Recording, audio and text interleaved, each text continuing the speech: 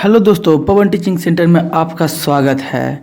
Pen paper हाथ में है, कल क्लास 10वीं के ज्योग्राफी के बुक साथ में है, तो बने रहे पवन टीचिंग सेंटर के साथ। हम लोग देख रहे हैं ज्योग्राफी, जिसको कहते हैं हिंदी में कहते हैं भूगोल। कक्षा 10 है, भारत संसाधन एवं उपयोग, जिसके बारे में हम लोग चैप्टर फर्स्ट आज करेंगे। चैप्टर फर्स्ट आज सभी चैप्टरों के बारे में अच्छी से जानकारी प्राप्त करेंगे। तो बन रहे पवन टीचिंग सेंटर के साथ। अगर आप इस चैनल पर नए हैं तो लाइक और शेयर और सब्सक्राइब जरूर कर दें। हम लोग चलते हैं पहला चैप्टर पहला का पद में कराई काइंस फर्स्ट, यानी चैप्टर फर्स्ट खंड का में क्या, भारत संसाधन एवं उपयोग। भारत संसाधन एवं उपयोग क्या है, जिसके बारे में हम लोग क्या करते हैं, जानते हैं। सबसे पहले पढ़ते हैं महत्वता का, संसाधन का महत्व। संसाधन का महत्व क्या है, तब हम लोग पढ़ेंगे कि संसाधन क्या है। उसके बाद हम लोग पढ़ेंगे क्या हमारे जीवन में संसाधन कितना भूमिका निभाती है, जिसके बारे में हम लोग जानेंगे। तो करा भारत संसाधन एवं उपयोग। सबसे पहला करा संसाधन का महत्व। आप अपने जीवन में अनेक वस्तुओं का उपयोग करते हैं। करा आप अपने जीवन में बहुत सारे वस्तुओं का उपयोग करते हैं। उपयोग में आने वाली सभी वस्तुएं संसाधन है, यानी कि जितना वस्तु आप उपयोग करते हैं, घर में जितना भी सामान है जिसको आप यूज करते होंगे, वो सारा वस्तु एक तरह से क्या है, संसाधन है। संसाधन भौतिक और जैविक दोनों हो सकते हैं। संसाधन है जो भौतिक संसाधन भी हो सकते हैं और जैविक संसाधन, दोनों तरह के संसाधन हो सकते हैं। जहाँ तक एक और भूमि, मृदा, जल, खनिज और जैसे भौतिक पदार्थ मानवीय आकांक्षाओं की पूर्ति में सहायक होकर संसाधन बन जाते हैं, वही दूसरी ओर जैविक पदार्थ तथा वनस्पति, वन जीव एवं जलीय जीव मानवीय जीव को सुखमय बनाने में पीछे नहीं है। यानी कहने का मतलब संसाधन हमको दो प्रकार से प्राप्त होते हैं, एक भौतिक संसाधन, एक जैविक संसाधन। भौतिक संसाधन जो है भूमि, मिट्टी, पेड़, इसमें क्या है, क्या कहलाएगा, भौतिक संसाधन।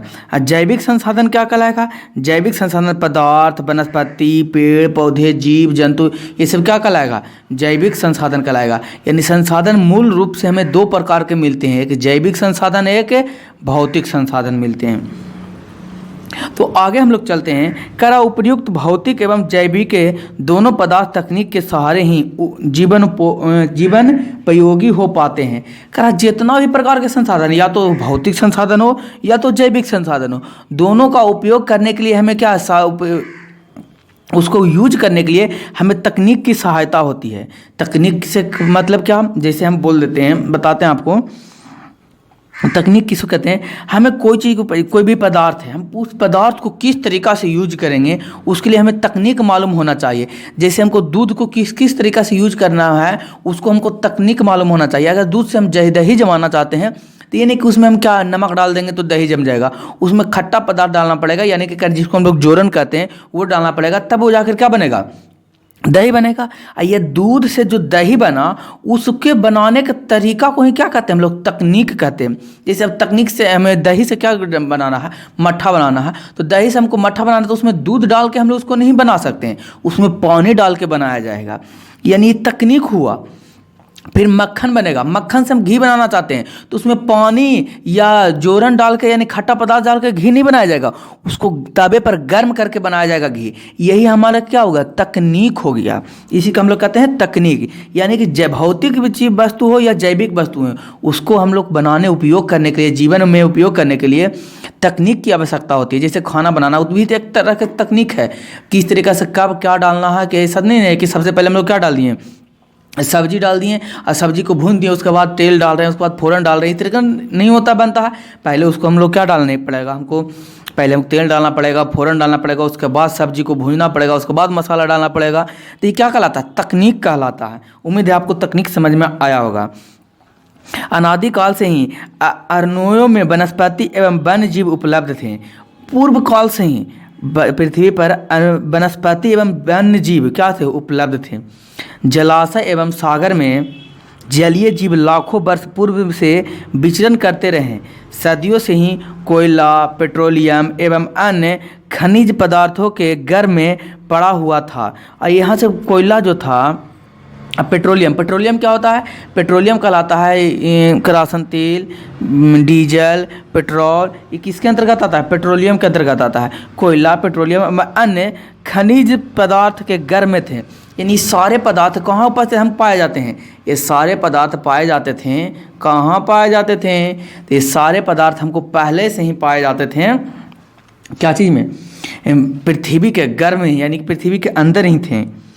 किंतु उस समय के आदि मानव में तकनीक ज्ञान का अभाव था। लेकिन उस मानव के समय तकनीक ज्ञान, यानी कि तकनीक मतलब क्या? ज्ञान, किस पदार्थ को हम किस तरीक़ा से प्रयोग कर सकते हैं। जैसे पेट्रोल है, पेट्रोल का अगर मोटरसाइकिल में यूज किया जाता और उसके अलावा बताइए तो आप क्या मोटरसाइकिल में, यानी कि कोई मोटर गाड़ी को चलाने के लिए यूज किया जाता है पेट्रोल का, और बताइए पेट्रोल को आप क्या चीज़ में यूज कर सकते हैं? कोई चीज़ में नहीं यूज कर सकते। यानी कि सारा गाड़ी जो इंजन है बंद हो जाएगा, उसको पेट्रोल, तो हम लोग पेट्रोल को किस चीज़ में डाल के यूज करेंगे? किसी में नहीं करेंगे।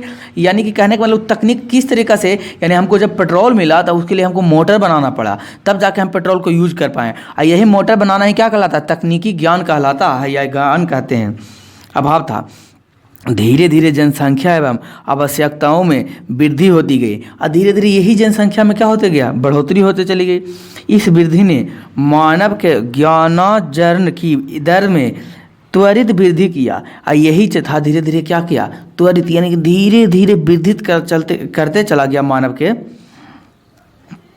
इतना ही नहीं, आदि मानव तकनीक को पाकर ज्ञानी मानव बन गया। आदि मानव जो है, जो तकनीक को पाकर यानी कि प्राप्त करके कौन मानव बन गया? ज्ञानी मानव बन गया। पर्यावरण में उपलब्ध पदार्थ का जनप्रिय तकनीक के सहारे जीवन को मुखमय बनाने में मानव सक्षम हो गया। और धीरे धीरे जीवन में क्या? जीवन को, मानव जो था, जीवन को अपने किसी के सहारे, किसी को यूज करने के लिए क्या हो गया? सक्षम हो गया। पर्यावरण में उपलब्ध पदार्थों का जनप्रिय तकनीक के सहारे जीवन को सुखमय बनाने में मानव सक्षम हो गया।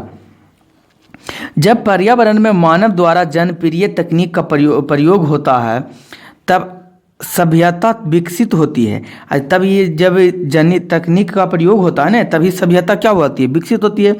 अतः मानव जीवन निर्वाह के तौर तरीके, सांस्कृतिक संसाधन की स्थिति को प्राप्त कर लेती है। यही धीरे धीरे क्या होता है? सभी मानव ने अपने तकनीकों को धीरे धीरे क्या कर लेते हैं? प्राप्त कर लेते हैं।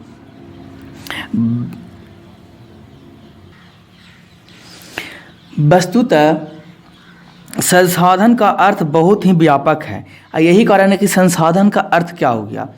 कारण जी यहाँ प्रसिद्ध भूगोल विद्या जिमरमैन ने का कथन उल्लेखनीय है। संसाधन होते नहीं, बनते हैं। कौन बोले थे? ध्यान देने योग्य बात है जी, स्टार वाला पॉइंट है।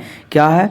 जीबरमैन। कौन मैन? जीबरमैन। कौन मैन? जीबरमैन। कौन? भूगोल विद्या। कौन विद? भूगोल विद। यानी कि भूगोल किसको कहते हैं? गोल, पृथ्वी के बारे में अध्ययन करना ही भूगोल विद्या कहलाता है। जिमरमैन का कथन उल्लेखनीय है। संसाधन होते नहीं, बनते हैं। जिमरमैन ने क्या कहा? संसाधन को होता नहीं है, संसाधन को क्या किया जाता है? बनाया जाता है। जैसे पेंसिल था नहीं, पेंसिल को उपयोग करने लायक बनाया गया। वर्तमान परिवेश में सेवा को भी संसाधन माना गया है। अभी तत्कालीन में सेवा को भी क्या माना गया? संसाधन माना गया। कोई गायक या कवि या चित्रकार अपने क्रियाकलापों से धन अर्जन या स्वयं को संतुष्ट करता है, तब उसके द्वारा जो कलाप भी उसके द्वारा कालकल्पा भी संसाधन कहलाएंगे। और उसके द्वारा जो भी कार्य होगा वो भी क्या कहलाएगा? संसाधन। कवि का कविता रचना, चित्रकार की चित्रकारी, गायक की गायिका भी संसाधन है। गायक भी एक तरीक़ा से गा रहा है, जो गाना सुन रहा है वो भी एक तरीक़ा से मेरे लिए क्या है? संसाधन है, क्योंकि हमें क्या प्राप्त करता है? संतुष्टि प्राप्त करता है। गायिका भी संसाधन है। सच तो यह है कि मानव स्वयं भी एक क्या है? संसाधन है। यानी कि मनुष्य, हम लोग खुद भी एक प्रकार के क्या हैं? संसाधन ही हैं, क्योंकि इसके पास ज्ञान तकनीक होते हैं। हमारे पास क्या है? ज्ञान है और तकनीक है। जिसके सहारे वह किसी भी वस्तु को उपयोगी बना सकता है। यही कारण है मेरे पास ज्ञानी तकनीक होने के कारण भी हम किसी भी चीज़ को क्या कर सकते हैं, बना सकते हैं, उपयोगी लायक बना सकते हैं। इसलिए तो कहते हैं कि पढ़ना ज़रूरी है। पढ़ते रहिए, पवन टीचिंग सेंटर के साथ आगे बढ़ते रहिए। अगर आप इस चैनल पर नए हैं तो उसको सब्सक्राइब कर लीजिए और शेयर भी कर लीजिए। अतः यह धारण भ्रामक है कि संसाधन एक प्राकृतिक उपहार है। यानी कि कहना ये क्या है, भ्रम वाला बात होगा, भ्रामक बात होगा कि संसाधन एक क्या है, प्राकृतिक उपहार। यानी कि जितना भी संसाधन दिया हुआ प्रकृति के द्वारा उपहार दिया गया है। ये ऐसा नहीं है, हम लोग उसको उपयोग लायक बनाते हैं। जैसे पर्यावरण, प्रौद्योगिकी यानी कि तकनीक, संस्थाएं। पर्यावरण है तो क्या तकनीक विकसित हुआ। अब पर्यावरण था तब ये क्या हुआ, संस्थाएं बना। यानी तकनीके के सहारे क्या बना, संस्थाएं। ये तीनों से क्या है, रिलेटेड है। पर्यावरण है तो तकनीक है यानी प्रौद्योगिक, और संस्थाएं भी बना गया। जब तकनीक था तो हम लोग बोलें इसको पर्यावरण के रूप में माने और इसको संस्था के रूप में। और जब संस्था था तब संस्था था कब, जब पर्यावरण था, तकनीक था तब। यानी कि तीनों जो है एक दूसरे से क्या है, रिलेटेड है। मानव पर्यावरण पर भी निर्मित है।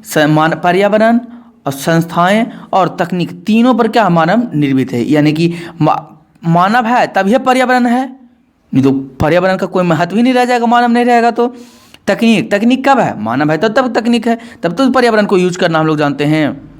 संस्थाएं कब है, मानव है तब संस्था है। यानी सभी एक दूसरे से क्या है, रिलेटेड हैं। कह रहा है आगे, संसाधन किसी भी देश का आर्थिक सामाजिक मेरुदंड होता है। संसाधन विभिन्न राष्ट्रीय अंतर्राष्ट्रीय दौड़ में पिछड़ जाते हैं। संसाधन जो होता है ना कि राष्ट्रीय अंतर्राष्ट्रीय दौड़ में धीरे धीरे क्या होते चल जाते हैं, पिछड़ते चले जाते हैं। इसका मतलब यह नहीं है कि प्राकृतिक संसाधन से संपन्न राष्ट्र ही विकसित करते हैं।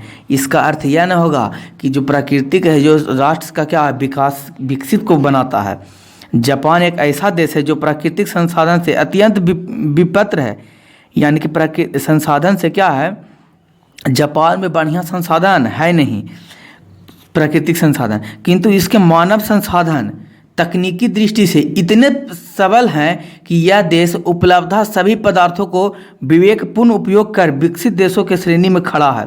इसके पास उतना संसाधन नहीं है प्राकृतिक संसाधन, फिर भी इसके पास जो तकनीक की संसाधन है, इतना बढ़िया तकनीकी संसाधन है, मानव संसाधन, जो हर एक वस्तुओं को नए नए तरीके से उपयोग करके, विवेकपूर्ण उपयोग करके विकसित देशों में क्या हुआ, बन गया है। कौन, जापान की बात कर रहे हैं।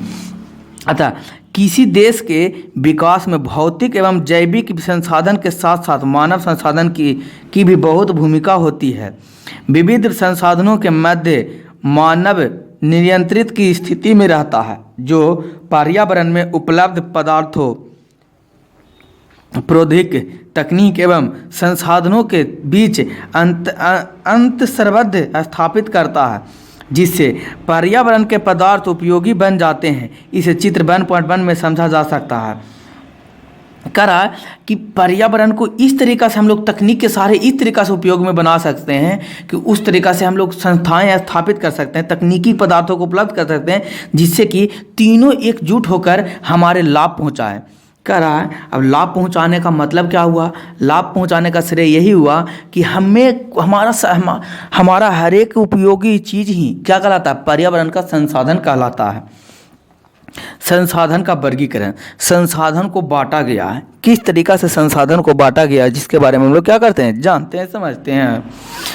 खैर, संसाधनों के वर्गीकरण निम्नलिखित आधार हैं। संसाधन के जो वर्गीकरण 3 निम्नलिखित आधार पर 4 आधार पर बांटा गया है। कौन कौन, सबसे पहला उत्पत्ति के आधार पर जैव और अजैव। किस प्रकार से उत्पत्ति किया जा सकता है, जैव संसाधन और अजैव संसाधन किस प्रकार से किया जा सकता है, ये पहला संसाधन हुआ वर्गीकरण। दूसरा में उपयोगिता के आधार पर नवीकरण और अनवीकरण। किस तरीक़ा से हम उपयोग कर सकते हैं, नवीकरण कर सकते हैं उपयोग या अनवीकरण कर सकते हैं। हम लोग इसके बारे में अच्छी तरीके से जानते हैं कि नवीकरण क्या है और अनवीकरण क्या है, जानेंगे आगे चलकर। तीसरा में स्वामित्व के आधार पर व्यक्तिगत, सामुदायिक, राष्ट्रीय और अंतर्राष्ट्रीय, किस तरीक़ा से व्यक्तित्व के आधार पर राष्ट्रीय और समुदाय और अंतर्राष्ट्रीय में किस तरीक़ा से संसाधन को बांट दिया गया, उसके बारे में हम लोग क्या करेंगे, जानेंगे। डी में विकास की स्थिति के आधार पर संभाव्य विकसित भंडार और संचित, किस प्रकार से विकास की स्थिति के आधार पर जो संभव है विकसित किस प्रकार से हुआ, भंडारण किस प्रकार से किया गया और संचित किस प्रकार से किया गया, जिसके बारे में हम लोग क्या करेंगे, समझेंगे। करा दिए गए चार्ट की मदद से भी संसाधन को समझा जा सकता है। और जो चार्ट दिया गया ना उसके माध्यम से हम लोग क्या करते हैं, संसाधन के बारे में जानने का प्रयास करते हैं कि क्या संसाधन क्या है, किस प्रकार से संसाधन का उपयोग किया जाता है। करा संसाधन, संसाधन क्या है जिसके बारे में हम लोग जानते हैं। करा प्राकृतिक संसाधन और मानव संसाधन। संसाधन तो दो प्रकार के होते हैं, या तो प्राकृतिक संसाधन होगा या तो कौन संसाधन होगा, मानव संसाधन होगा। तो करा प्राकृतिक संसाधन क्या है और मानव संसाधन क्या है, जिसके बारे में हम लोग क्या करते हैं, जानते हैं। करा प्राकृतिक संसाधन और मानव संसाधन। प्राकृतिक संसाधन प्राकृतिक संसाधन को कई भाग खंडों में बांटा गया, दो खंडों में, एगो नवीकरणीय होगा, एगो अनवीकरणीय। नवीकरणीय क्या, ऐसा संसाधन जिसको हम बार बार उसका उपयोग कर सकते हैं, वो नवीकरणीय कहलाता है। और ऐसा संसाधन जिसको बार बार उपयोग नहीं किया जाता वो अनवीकरण संसाधन कहलाता है। उसी प्रकार से मानवीय संसाधन को भी कई वर्गों में बांटा गया है, दो वर्गों में बांटा गया है।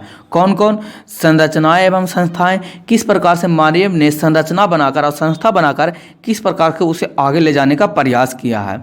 और दूसरा है जो मात्रा एवं गुणवत्ता संसाधन, मात्रा के अनुसार से उसमें कितना गुणवत्ता है, किस तरीके से उपयोग किए जा सकते हैं, जिसके बारे में। फिर नवीकरण को भी कई शाखों में बांटा गया, दो शाखों में। कौन कौन, सतत अथवा प्रवाह जैव, जैसे पवन जल, इस सतत प्रवाह को बांटा गया है। दूसरा जैव को, और जैव को भी कई भागों में बांटा गया, दो प्राकृतिक वनस्पति हो सकता है, वो वन वनस्पति हो सकता है। ये दोनों के बारे में, सभी के बारे में हम क्या करेंगे, एकाएक ही पढ़ेंगे। उसके बाद फिर रह गया अनवीकरणीय। अनवीकरणीय संसाधन को की भी कई भागों में बांटा गया है, दो भागों में। कौन कौन, पुनः चक्रीय, जो जिसको जैसे धातु को बार बार हम तोड़ मरोड़ कर उसको क्या अलग अलग आकार में अलग अलग तरीक़ा से यूज कर सकते हैं। उसी प्रकार से चक्रीय जैसे जीवाश्म ईंधन क्या है, चक्रीय कहलाएगा। जीवाश्म ईंधन को क्या बार बार ये घटता है, बनता है, घटता घटित होता है और बनता है। तो हम लोग सबसे पहले पढ़ेंगे संसाधन के प्रकार में सबसे पहले जैव संसाधन क्या है। करा संसाधन के प्रकार, तो संसाधन के प्रकार क्या है। उत्पत्ति के आधार पर संसाधन के दो प्रकार होते हैं। उत्पत्ति के आधार पर संसाधन के कितने प्रकार होते हैं, दो प्रकार होते हैं। उत्पत्ति के हिसाब से संसाधन के कितने प्रकार होते हैं, दो प्रकार। पहला जैव संसाधन। जैव संसाधन कहते हैं किसको, ये इंपॉर्टेंट है, स्टार वाला पॉइंट है, ध्यान देने योग्य बात है, तो इसको आप नोट भी कर सकते हैं। उत्पत्ति के आधार पर संसाधन दो प्रकार के होते हैं। पहला जैव संसाधन, ऐसे संसाधन की प्राप्ति जैव मंडल में होती है, इसमें सजीव के सभी लक्षण मौजूद होते हैं। यानी कि जैव संसाधन उसको कहते हैं जो सजीव हो, निर्जीव नहीं, क्या सजीव पदार्थों को ही क्या कहा जाता है, जैव संसाधन कहा जाता है। और जो कहाँ स्थित है, जैव मंडल में। जैसे एग्जाम्पल में मनुष्य, वनस्पति, मत्स्य, पशुधन एवं अन्य प्राणी समुदाय, ये सब क्या कहलाएंगे, जैव संसाधन कहलाएंगे। यानी जैव संसाधन क्या कह रहा था, जैव मंडल में उपस्थित सभी संसाधनों को जैव संसाधन कहते हैं। लेकिन ये क्या होना चाहिए, निर्जीव होना नहीं चाहिए, सजीव होना चाहिए। दूसरा अजैव संसाधन। कौन संसाधन, अजैव संसाधन। अजैव संसाधन किसे कहते हैं, करा निर्जीव वस्तुओं के समूह को अजैव संसाधन कहा जाता है। जो वैसे वस्तु जो क्या है, निर्जीव हैं, और उस वस्तु को हम लोग क्या कहेंगे, अजैव संसाधन कहेंगे। जैसे चट्टान, धातु एवं खनिज आदि क्या है, अजैव संसाधन है। ईंटा, पत्थर, बालू, ये सब क्या कहलाएगा, अजैव संसाधन कहलाएगा। तो आप इसे भी नोट कर सकते हैं कि अजैव, आपको उम्मीद है कि समझ में आया होगा अजैव संसाधन क्या है। अजैव संसाधन कहेगा दो अंतर मुख्यतः दो अंतर लिखे जैव संसाधन और अजैव संसाधन में। तो पहला लिखेगा जैव संसाधन सजीव होता है और अजैव संसाधन क्या होता है, निर्जीव होता है। दूसरा जैव संसाधन क्या कौन कौन होते हैं, मनुष्य, वनस्पति, मत्स्य, पशुपालन होते हैं। अजैव संसाधन क्या होता है, चट्टान, धातु एवं खनिज होते हैं। ये लक्षण जैव संसाधन क्या है, इसमें सजीव का लक्षण के साथ साथ क्या जैव मंडल में पाया जाता है। जरूरी नहीं कि जैव मंडल में ही पाया जाएगा, ये जैव मंडल के बाहर भी पाया जा सकता है, ब्रह्मांड में भी पाया जाता है। उपयोगिता के आधार पर संसाधन के दो वर्गों में बांटा गया, और उपयोग हम किस प्रकार से उपयोग करते हैं उसके आधार पर है जो संसाधन को कई वर्गों में बांटा गया, दो वर्गों में बांटा गया है। पहला नवीकरणीय संसाधन। कौन संसाधन? नवीकरणीय संसाधन वैसे संसाधन जिन्हें भौतिक, रासायनिक या यांत्रिक प्रकृति द्वारा नवीकृत पुनः प्राप्त किए जा सकते हैं, जैसे सौर ऊर्जा, पवन चक्की, जल विद्युत, वन प्राणी, जिसे सतत या प्रवाह एवं जैव संसाधन के वर्गीकृत किया जा सकता है। सिंपल लैंग्वेज में समझिए, एक शब्द में समझिए कि जैव संसाधन है। नवीकरणीय संसाधन क्या है? नवीकरणीय संसाधन वैसा संसाधन है जिसको हम लोग बार बार यूज कर सकते हैं। कब कब? बार बार का मतलब कुछ, जैसे सूरज का रोशनी को है हम लोग प्रत्येक दिन यूज करते हैं, वही सूरज का रोशनी प्रत्येक दिन यूज करते हैं, खत्म नहीं होता। जल, समुद्र का जल, उसको यूज करते रहेंगे बार बार, एक ही प्रकार के जल को 3-4 तरीका से यूज कर सकते हैं। तो क्या कहलाएगा? नवीकरणीय। और अनवीकरणीय क्या? जिसको बार बार यूज नहीं कर सकते हैं। बोल जैसे क्या सर? पेट्रोल को आप 1 लीटर पेट्रोल को क्या कर दिए? डाल दिए गाड़ी में, उसके बाद उसको यूज कर लिया, उसके बाद क्या उस पेट्रोल को यूज कर सकते हो दोबारा? नहीं। बोल सर नवीकरणीय क्या? जैसे लकड़ी को एक बार जला दिए तो पानी भर गया, क्या उसको दोबारा यूज कर सकते हैं? नहीं, दोबारा यूज कर सकते हैं। यानी पवन चक्की, हवा से हम लोग क्या ऊर्जा बना सकते हैं, विद्युत बना सकते हैं। इसको बार बार हम लोग डेली बना सकते हैं, हवा खत्म नहीं होगा लेकिन उससे ऊर्जा बनाती, क्या कहलाएगा? नवीकरणीय ऊर्जा। पेट्रोल, केरोसिन तेल, डीजल, ये सब क्या कहलाएगा? अनवीकरणीय ऊर्जा कहलाएगा। अनवीकरणीय ऊर्जा का तात्पर्य क्या हुआ? अनवीकरणीय ऊर्जा का तात्पर्य यह हुआ कि इससे कुछ होगा नहीं, क्या नहीं कि एक बार यूज करेंगे दोबारा यूज लायक नहीं रहेगा, वो अनवीकरणीय ऊर्जा कहलाता है। अनवीकरणीय ऊर्जा क्या? ऐसा संसाधन का विकास लंबी अवधि में जटिल प्रक्रिया द्वारा होता है। इस प्रक्रिया को पूरा होने में लाखों वर्ष लग सकते हैं। इनमें कुछ ऐसे भी संसाधन होते हैं जो पुनः चक्रित नहीं हैं, एक बार प्रयोग होने के साथ ही वे समाप्त हो जाते हैं, जैसे जीवाश्म ईंधन, पेट्रोल ईंधन, सभी जीवाश्म ईंधन।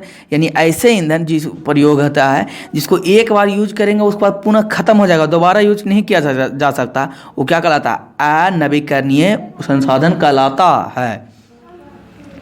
हम लोग देखते हैं अगला में क्या व्यक्ति क्या करा?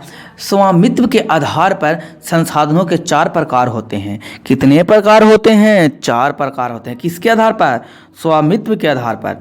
करा पहला व्यक्तिगत संसाधन। कौन संसाधन? व्यक्तिगत संसाधन। ऐसे संसाधन किसी खास व्यक्ति के अधिकार क्षेत्र में होता है। ऐसे संसाधन किसके साथ होता है? किसी खास व्यक्ति, जैसे आपका घर आपको खास आप ही का होगा तो वो आप कौन संसाधन का ला जाएगा? व्यक्तिगत है। जैसे मेरा इंस्टीट्यूट जो हम लोग ऑफलाइन क्लास जहाँ पढ़ाते हैं वो मेरा व्यक्तिगत है, व्यक्तिगत संसाधन है, उसमें मेरा हक है और किसी का हक है नहीं है। आपके पास, पापा के पास खेत होगा, पेन होगा, तुम्हारे पास पेन होगा, कलम होगा, मोबाइल, जिस मोबाइल से आप देख रहे हैं वो व्यक्तिगत संसाधन कहलाएगा। किसी पर उसका अधिकार ना हो, जिसके बदले में वे सरकार को लगान भी चुकाते हैं, जैसे भूखंड यानी जमीन जिसको कहते हैं, घर, अन्य जायदाद यानी जितना भी जायदाद आपका हक है उस पर, किसी बगल वाला तो गोतिया का तो हक नहीं है आपके जायदाद पर, संपत्ति पर, जिस पर लोगों का निजी स्वामित्व हो। जैसे बाग बगीचे क्या होता है? किसी का पर्सनल होता है, तालाब किसी का पर्सनल होता है, कुआं भी किसी का पर्सनल हो सकता, चापाकल भी क्या हो सकता है? पर्सनल, व्यक्तिगत संसाधन के अंतर्गत आएंगे। इत्यादि भी ऐसे संसाधन ही हैं जिस पर व्यक्ति निजी स्वामित्व रखता है। यानी ऐसे संसाधन, या एक लाइन में लिखल कहेगा कि व्यक्तिगत संसाधन किसका है? ऐसे संसाधन जिस पर उसी व्यक्ति, किसी खास व्यक्ति का अधिकार हो, उसी को हम लोग क्या कहते हैं? व्यक्तिगत संसाधन कहते हैं। अगला करा समुदाय संसाधन क्या है? समुदाय संसाधन के बारे में जान लेते हैं। करा ऐसे संसाधन किसी खास समुदाय के अधिपत्य में होता है जिसका उपयोग समूह के लिए सुलभ होता है। गांव में चारण भूमि, श्मशान, मंदिर, मस्जिद, परिसर, समुदाय भवन, तालाब आदि नगरीय क्षेत्र में इसके प्रकार संसाधन सार्वजनिक पार्क, पिकनिक स्थान, खेल के मैदान, मंदिर, मस्जिद, गुरुद्वारा, गिरजाघर रूप में संसाधन संबंधित समुदाय संसाधन को सुलभ होते हैं। यानी कि समुदाय संसाधन इसको कहते हैं जो किसी एक समुदाय, टोला, मोहल्ला, गांव, कोई कौम, कोई धर्म का अपना हो। जिस प्रकार से किसी मंदिर जो होगा जो हिंदुओं का समुदाय का है, मस्जिद होगा जो मुस्लिमों का समुदाय का है, चर्च होगा जो ईसाइयों के समुदाय होगा, इस सभी के पर्सनल समुदाय है वो क्या कहलाएगा, समुदाय संसाधन कहलाएगा। या किसी जैसे गांव में चबूतरा भी हो सकता है, वो पर्सनल, सभी पर उसका हक है पूरे गांव वाले को। तो वो गांव वाला क्या किसके अंतर्गत आएगा, समुदाय के अंतर्गत आएगा। समुदाय भवन नाम सुने होंगे, इसी से पढ़ना, समुदाय भवन, गाँव में समुदाय भवन होता होगा, उस पर किसका अधिकार होगा, पूरे गाँव का अधिकार होता होगा। तालाब पूरे गाँव का अधिकार होता होगा। करा सुलभ होते हैं, सभी का क्या होता है, अधिकार होता है जिस पर, यानी कि पब्लिकी अधिकार हो, किसी का एक का नहीं, पूरा पब्लिक का अधिकार हो, वो क्या कहलाता है, समुदाय संसाधन कहलाता है।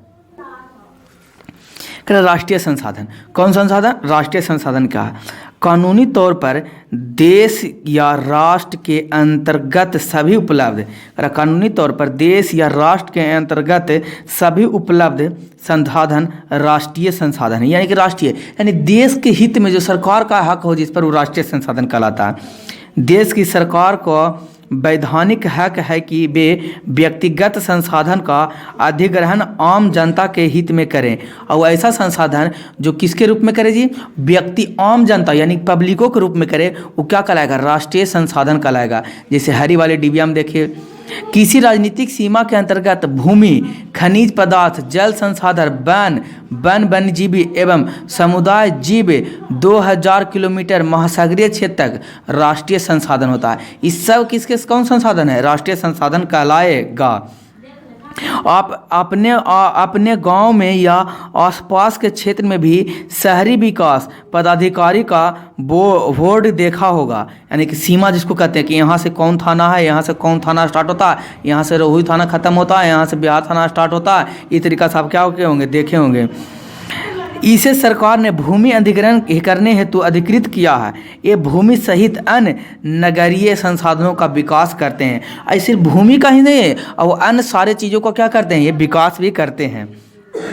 करा अंतर्राष्ट्रीय संसाधन, अंतर्राष्ट्रीय संसाधन किसे कहते हैं, ऐसे संसाधन का नियंत्रण अंतर्राष्ट्रीय संस्था करती है।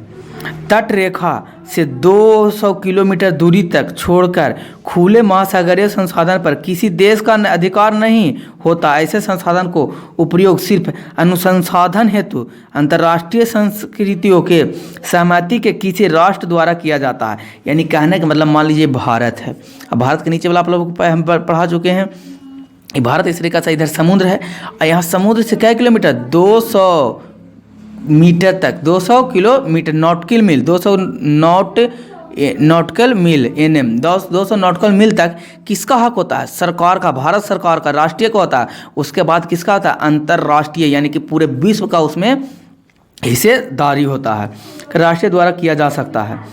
क्या आप जानते हैं किसी देश की तट में 200 किलोमीटर की दूरी तक का क्षेत्र अपमार्जक अधिकृत क्षेत्र के नाम से भी जाना जाता है। 200 किलोमीटर नहीं, 200 इसमें गलत दिया हुआ, 200 नॉटिकल मील इसको कहेंगे हम लोग।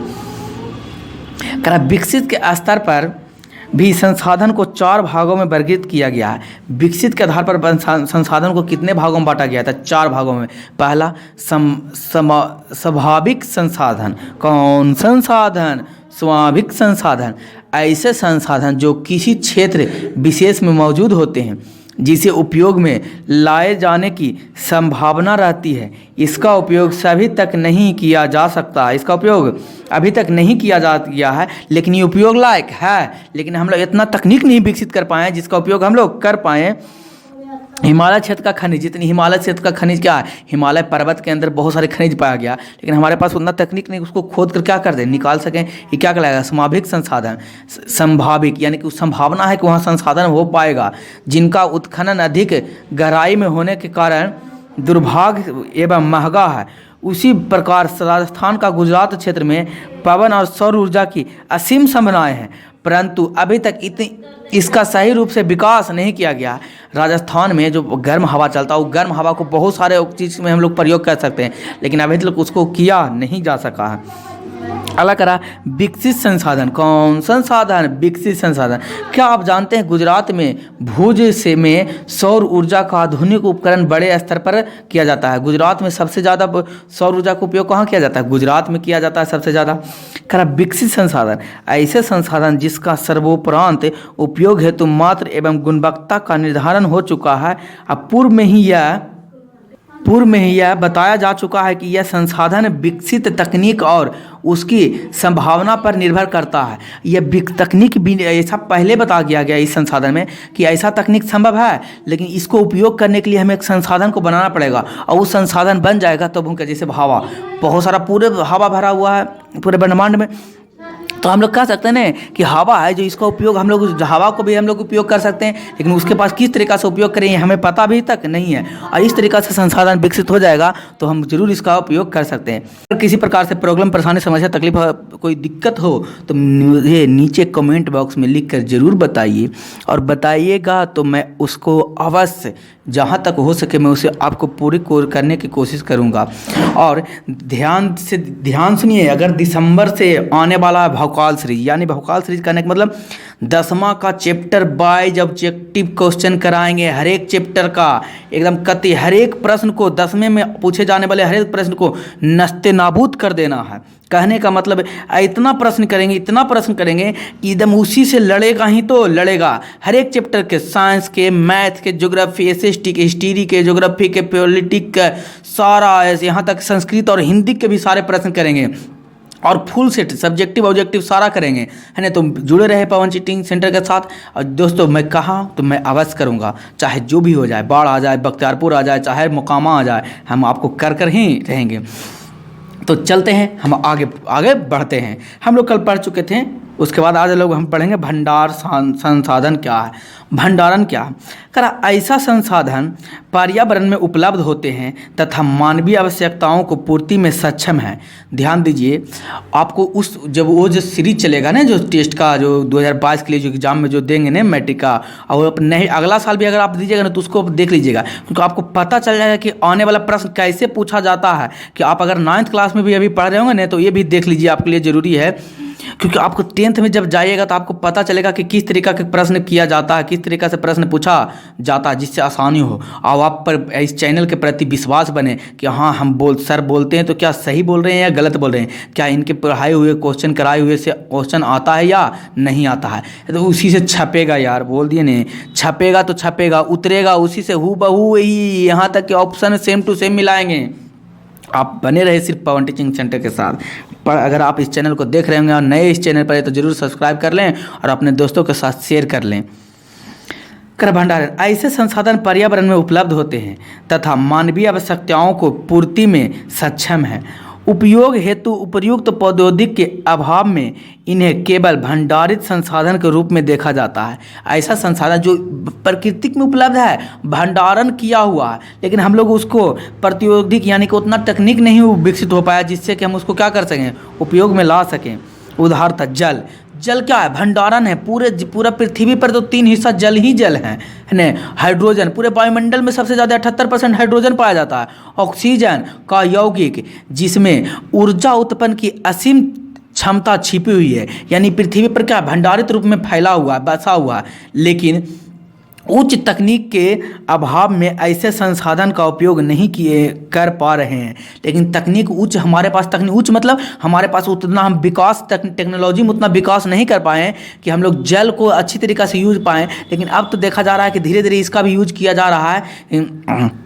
जल, विद्युत जल बनाकर, हाइड्रोजन का भी यूज नहीं है, ऑक्सीजन का, यानी पवन चक्की में ऑक्सीजन का भी यूज कर रहे हैं, है नहीं। अब धीरे धीरे हम यूज कर रहे हैं, लेकिन जिस तरीक़ा से तकनीक विकास हो रहा है, लेकिन जितना बड़े पैमाने पर हमारे पृथ्वी पर उपस्थित है जल, हाइड्रोजन, ऑक्सीजन, उतने बड़े पैमाने पर हम इसका उपयोग नहीं कर पा रहे हैं, क्योंकि हमारे पास उतना तकनीक विकसित नहीं है, जिससे ऊर्जा तकनीक के अभाव में ऐसे संसाधन का उपयोग नहीं कर पा रहे हैं। क्रियाकलाप, कौन कलाप, क्रियाकलाप, अपने आसपास के क्षेत्रों में निरीक्षित के संभावना एवं संचित को संसाधन की एक सूची तैयार कीजिए। देखिए दोस्तों, जो एक क्रियाकलाप होता है जो सीबीएसई में होता है। कौन सी सीबीएसई में? बोल कहने का मतलब भी अगर आप अंग्रेजी मीडियम स्कूल में पढ़ रहे हैं तो यही क्रियाकलाप को प्रैक्टिकल के रूप में कराया जाता है, प्रोजेक्ट कहा जाता है। उसमें इंग्लिश में क्या कहा जाता है? प्रोजेक्ट दिया गया है ना कि आप जाइए संभावना में एगो चार्ट पेज खरीदिए, उस पर चिपका के लाइए और दिखाइए। हम लोग बिहार बोर्ड हैं, हम लोग के पास उतना सुविधा नहीं है, तो हम लोग समझ लेते हैं कि समझ गए हैं कि क्या हुआ है। संचित कोष, कौन कोष? संचित कोष संसाधन क्या है? वास्तव में ऐसा संसाधन भंडार संसाधन के भी अंश है। संचित कोष संसाधन भी एक तरीका से कह सकते हैं भंडार संसाधन ही है, जिसे उपलब्ध तकनीक के आधार पर प्रयोग में लाया जा सकता है। इसका तत्काल उपयोग प्रारंभ नहीं हुआ है। इसका जो उपयोग हुआ है अभी लोग प्रारंभ नहीं हुआ। यह भविष्य की पूंजी है। यह क्या है? भविष्य की पूंजी है। नदी जल भविष्य में जल विद्युत उत्पन्न करने में उपयुक्त हो सकता है। वर्तमान में, कौन मान में? वर्तमान में इसका उपयोग अत्यंत ही सीमित है। ऐसा संसाधन वन में या बांधों में जल के रूप में संचित किया गया है, उसी को संचित कोष संसाधन कहा जाता है। इसे संचित को जैसे हम पढ़ाएंगे, डैम पढ़ाएंगे ना, तो विद्युत जल डैम्प बनाकर बनाया जाता है। डैम्प के कारण ही इसका लाभ भी है, नुकसान भी है। डैम से बाढ़ भी आता है, ज़्यादा पानी भर जाता है, सरकार को छोड़ना पड़ता है, जिससे क्या हो जाता है? नदियों का धारा भी प्रवाहित कम हो जाता है, जिससे मिट्टी का कटाव भी नहीं हो पाता है। अब पर्वतीय इलाकों में नहीं फैल पाता, जिससे जलोढ़ मिट्टी का भी निर्माण नहीं होता। ये सब चीज़ 9th क्लास में पढ़ने का है। अगर आप 10th में पढ़ने नहीं पढ़े हो तो ज्योग्राफी 9th क्लास का भी ज्योग्राफी चल रहा है, वहाँ पर भी जाकर आप देख सकते हैं, समझ सकते हैं। संसाधन नियोजन, कौन नियोजन? कौन धन संसाधन, कौन जन नियोजन। संसाधन का विवेकपूर्ण उपयोग ही संसाधन नियोजन है। संसाधन का विवेकपूर्ण नियोजन ही क्या है? संसाधन नियोजन है। यानी कि विवेकपूर्ण यानी कि बुद्धि तरीका से संसाधन मेरे पास उपलब्ध है। उपलब्ध तो आपके पास भी किताब होगा, यानी कि किताब उपलब्ध है, लेकिन उसका यूज ही करना आप नहीं जानते कि किस तरीक़ा से किताब का यूज करें। अब आपके पास सभी के पास मोबाइल यूज है, लेकिन मोबाइल का यूज नहीं करना जानते। बहुत सा क्या कहते होंगे, यूट्यूब फेसबुक चलाकर और व्हाट्सएप इंस्टाग्राम का फोटो तस्वीर फेंक कर भेजकर अपना टाइम बर्बाद कर लेंगे। लेकिन आप ही लोग में कुछ ऐसे होंगे जी मोबाइल जो संसाधन है इसका उपयोग विवेकपूर्ण उपयोग करते होंगे। इसके द्वारा यूट्यूब पर जाकर मेरे चैनल से सब्सक्राइब कर आप पढ़ते होंगे, इससे आपको जानकारी प्राप्त होगा, ये सदुपयोग कहलाएगा। और उस तरीका जो फेसबुक चलाइएगा, यूट्यूब पर गाना सुनिएगा, वीडियो देखिएगा, वो क्या कहलाएगा? दुरुपयोग कहलाएगा। उसी प्रकार से संसाधन भी कुछ संसाधन है विवेकपूर्ण उपयोग किया जाता है। ये आप पर डिपेंड करता है कि उसको विवेकपूर्ण उपयोग करते हैं या ऐसे ही उसको छोड़ देते हैं। वर्तमान परिवेश में संसाधन का विवेकपूर्ण उपयोग हमारे सामने चुनौती बनकर खड़ा है। संसाधन का किस तरीका से उपयोग करना, उसके पास विवेकपूर्ण होना चाहिए, नहीं उस पास हमारे पास उतना तकनीक है या नहीं, ये हमारे लिए बहुत बड़ा बन के खड़ा हुआ सामने। संसाधनों के विवेकपूर्ण दोहन हेतु सर्वमान्य रणनीति तैयार करना संसाधन नियोजन की प्राथमिकता है। करा कि इसका जो रणनीति जो तैयार करना है ना, जो मेन रूप से इसका रणनीति तैयार करना प्राथमिकता कहलाता है। कि अब कहेगा सर रणनीति को चाहिए, मान लीजिए पहले पेट्रोल आया होगा या गाड़ी बना होगा मोटर का, तो सर पहले पेट्रोल बना होगा। जब पेट्रोल बना होगा तो उसके लिए तकनीक विकसित किया कि पेट्रोल को इसमें डालकर किस तरीक़ा से इसका इंजन विकसित किया हो गया कि पेट्रोल का किस तरीक़ा के इंजन में इसको क्या प्रयोग किए करेंगे, उस तरीक़ा से इंजन बना होगा और इंजन से ही प्रयोग की में लाया जाता होगा। संसाधन नियोजन किसी भी राष्ट्र के विकास के लिए आवश्यक होता है। जो संसाधन नियोजन है कोई भी राष्ट्र हो उसके लिए आवश्यक होता है। भारत जैसे देश के लिए तो यह अपरिहार्य है। क्या है? अपरिहार्य है। जहाँ संसाधन की उपलब्धता में अत्यधिक विकसित के साथ साथ सघन जनसंख्या व्यापक है। यहाँ संसाधन है लेकिन यहाँ बहुत सारे जनसंख्याएं भरे हुए। आपको पता होगा हमारे देश में 125 करोड़ देशवासियों यानी कि 1 अरब 25 अरब हमारे यहाँ क्या है जनसंख्या है। यहाँ कई ऐसे प्रदेश हैं जो संसाधन संपन्न है, यानी उनके पास पूर्ण रूप से संसाधन है, पूरा संसाधन की कमी नहीं है। कई ऐसे भी प्रदेश है जो संसाधन की दृष्टि से काफ़ी विभिन्न है, यानी कुछ ऐसे भी राज्य हैं जिस पर संसाधन कुछ है ही नहीं है। कुछ ऐसे भी प्रदेश है जहां एक ही प्रकार के संसाधनों के प्रचुर भंडार है, और कुछ ऐसे प्रकार हैं जो बहुत एक ही प्रकार के संसाधन भरे पड़े हैं। जैसे दूसरे संसाधन में बहुत गरीब हैं, लेकिन दूसरे संसाधन बहुत गरीब है। जैसे झारखंड, मध्य प्रदेश, छत्तीसगढ़ आदि प्रदेश में क्या है, खनिज कोयला बहुत भरा हुआ, लेकिन यहाँ पर खेती नहीं बढ़िया से किया जा सकता है, यहाँ जल का अभाव रहता है। यानी कि कुछ ऐसे हैं, इसीलिए तो कहा जाता है कि पृथ्वी पर सभी को सभी चीज़ नहीं दिया गया भगवान के द्वारा। किसी के पास कुछ ज़्यादा है तो किसी के पास कुछ कम है, किसी के पास कुछ है तो किसी के पास है। तो अपने आप को कभी कमज़ोर या लाचार नहीं समझिएगा। आपके पास जो होगा शायद दूसरे व्यक्ति के पास नहीं होगा, तो डट के मुकाबला कीजिए। आपको जैसे थंबल में भी दिखाई दिया होगा, जो नहीं हो सकता वही तो करना है। इसका तात्पर्य यह हुआ न कि जो आपका क्या 2+2 4 आता है, तो क्या आप इसको बनाना चाहिएगा? नहीं बनाना पड़ेगा, क्योंकि आता है तो आप क्यों कीजिएगा। लेकिन आपको ज्योग्राफी नहीं आ रहा बढ़िया तरीक़ा से, तो आप इसको करना चाहिएगा। इसीलिए तो मैं थंबल में लगाया हूँ कि जो नहीं हो सकता वही तो करना है। और यूट्यूब पर मैं आपको दिखा दूंगा, 10वां का सेट ला कर दिखा दूंगा किस तरीक़ा से क्वेश्चन सेम टू सेम छपता है। हम क्वेश्चन को नस्ते नाबूद कर देंगे, 10वीं वाले सिलेबस का नस्ते नाबूद कर देंगे। अब बगल वाले बैठ के देखेगा कि यार लगता है तो इसको क्वेश्चन आउट करके आया है। अब यहाँ क्वेश्चन आउट नहीं होगा, आपको उतना हम पढ़ा देंगे, उतना क्वेश्चन करा देंगे नहीं कि सेम टू सेम क्वेश्चन वहीं से आने वाला है। तो भवकाल सीरीज का इंतजार करते रहिए, आने वाले हैं। आदि ऐसे प्रदेश है जहाँ खनिज एवं कोयले का प्रचुर भंडारण है। बहुत सारे ऐसे देश हैं जो खनिज और कोयले का क्या प्रचुर भंडारण है। उसी प्रकार बिहार भी चूना, पत्थर एवं पाइराइट जैसे खनिज में धनी है। और बिहार भी इसी प्रकार से क्या चूना, पत्थर और खनिज में क्या है भरे पड़े हैं। अरुणाचल प्रदेश में जल संसाधन प्रचुर मात्रा में है, उपलब्ध है। अरुणाचल प्रदेश में जल एकदम खाली जल ही जल है, लेकिन वहाँ पर और बहुत सारे संसाधन उपलब्ध नहीं है प्रचुर मात्रा में। करा कि परंतु कतिपय कारणों से उसका विकास नहीं हो पाया है। लेकिन बहुत सारे कारण से उनका विकास नहीं हो पाया, जल का उपयोग नहीं लाया गया। राजस्थान में सौर ऊर्जा के साथ साथ पवन ऊर्जा की प्रचुर है। सौर ऊर्जा यानी कि वहाँ गर्मी राजस्थान में पड़ता है, तो सौर ऊर्जा से हम लोग विद्युत बना सकते हैं। लेकिन वहाँ पर संभव, वहाँ तकनीक नहीं विकसित हुआ जिस प्रकार से वहाँ पर हम वो तकनीक को लगाकर उसके विद्युत सौर ऊर्जा को और पवन ऊर्जा को उपयोग में ला सकते हैं। परंतु यह राज्य जल संसाधन की दृष्टि से अति निर्धन है। भारत के अंतर्गत लद्दाख जैसे भी क्षेत्र हैं जो शीत मरुस्थल के रूप में अन्य भागों से अलग थलग हो गया है, लेकिन यह प्रदेश सांस्कृतिक विरासत विरासत का धनी है। मरुस्थल तो अब ने आकर ऐसा हो गया था, लेकिन पहले यहाँ संस्कृति विरासत बहुत बड़ा संस्कृति विरासत है। कभी आपको मौका मिलेगा नहीं तो जाके देखिएगा, एक दिन गुजारिएगा राजस्थान में, है ना, तो आपको समझ में आएगा कि संस्कृति दृष्टिकोण से राजस्थान कितने भारत के लिए महत्वपूर्ण है। यहाँ जल, महत्वपूर्ण खनिज एवं मौलिक अवसंरचना की बहुत कमी है। यहाँ राजस्थान में खनिज की भी प्रॉब्लम है और जल की भी बहुत ज़्यादा दिक्कत होता है, क्योंकि वहाँ सूखा प्रदेश है। अतः राष्ट्रीय, प्रांतीय तथा अन्य स्थानीय स्तर पर संसाधन के समायोजन एवं संतुल्य के लिए संसाधन नियोजन की अनिवार्य क्या है, आवश्यक है। कौन बक है, आवश्यक है। हम लोग आगे चलते, भारत में संसाधन का नियोजन मैंने भारत में संसाधन को किस प्रकार से नियोजित किया जाता है, किस प्रकार से रखा जाता है, उपयोग किया जाता है, उपयोग में लाने के प्रयास कर रहे हैं भारत के सरकार, जिसके बारे में हम लोग क्या करेंगे, जानेंगे, बूझेंगे और गमेंगे और समझने के प्रयास करेंगे। संसाधन नियोजन एक जटिल प्रक्रिया है। संसाधन का नियोजन करना आसान बात नहीं है कि ये नहीं समझना कि पानी है, पानी का आराम से हम यूज करें। हम लोग पानी का पूर्वजों हम लोग जिस तरह से यूज करते आ रहे हैं, पानी को खाना बनाने में, कपड़े धोने में, स्नान करने में, घर को साफ सफाई रखने में, उसी प्रकार से और सिंचाई करने में, इसके अलावा हम लोग पानी का और कोई यूज नहीं कर रहे हैं। तो ये जटिल प्रक्रिया है। इसके यूज करने के लिए हमें बहुत विवेकपूर्ण तरीके से हमको विकसित करना पड़ेगा। नए नए तकनीकों का ईजाद करना पड़ेगा। इसके लिए आवश्यक क्रियाकलाप की आवश्यकता होती है।